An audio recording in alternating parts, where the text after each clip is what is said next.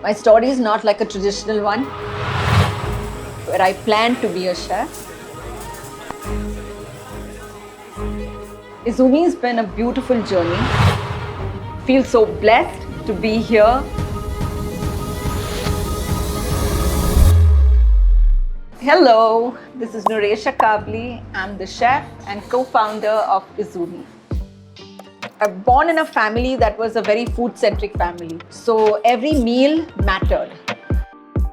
Very young, I realized that I liked cooking. The earliest things that I made was, I think I was 5 or 6 years old when Maggi had just come out in the market. And my mother used to do Maggi for us. And I decided that I must add cabbage into the Maggi. So butter and cabbage were my additions. There was a time I told my dad that, I want to take the home food and make a restaurant with that.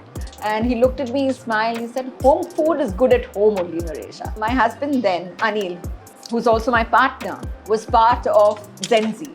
And when Zenzi was shutting, I just felt sad that we were letting all that amazing talent that we had to let them go.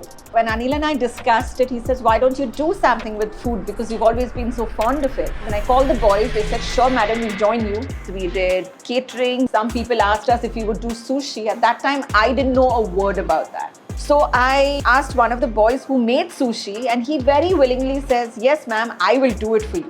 We got started. Shipping company noticed, and he said, I'm having some Japanese guests at my office. Would you like to do my party? There were Japanese people, they enjoyed the sushi so much that they actually at the end of the meal stood up and bowed. And I thought that was a great way to get started. Then I felt I needed to learn it myself. So I must have been about 45. I started to look for schools. And the first thing that came up was the Tokyo Sushi Academy.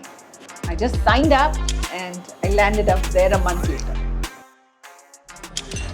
We've kind of changed a few things here to suit our palate, but we've pretty much stuck to what I like. Somebody had asked me to do a bhajia sushi.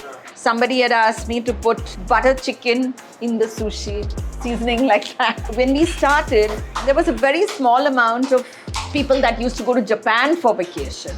But in these 8-9 years, you cannot imagine the number of people that travel to Japan. I mean, cherry blossom has become a thing that we are celebrating like our own season.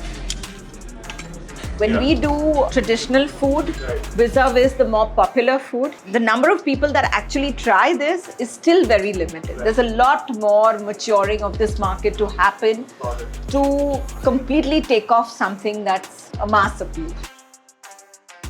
When we started, really worked like an extension of my home. We had a delivery service called Sushi Koi for a while, which was existing. And a lot of times people would tell us that, why don't you have an outlet?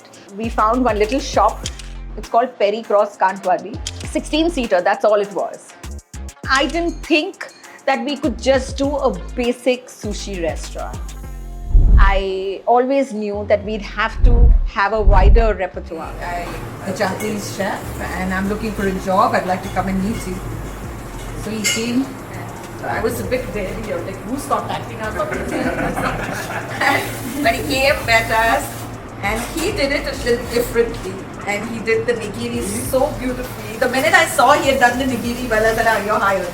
The menu is sushi, yes, which is still the biggest seller, but we give equal importance to the other items, such as there's yakitori, which is very popular, then there's ramen, there's gyoza. We had no idea about awards, so when we got our first award, it just helped us to believe that we were doing something right. I feel I have a small role to play in popularizing and making Japan accessible to everyone here.